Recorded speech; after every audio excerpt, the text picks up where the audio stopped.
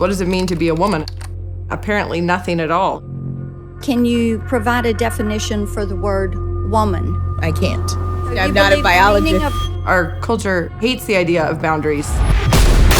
My body, my choice! We just want there to be no rules, no lines, no definitions. As a woman, What is that? was to each their own.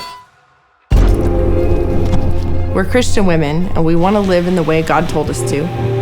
But we're looking out over this current playing field and wondering where on earth we are supposed to stand.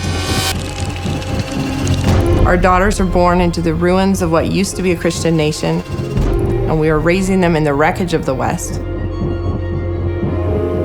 What does obedience look like in this madhouse?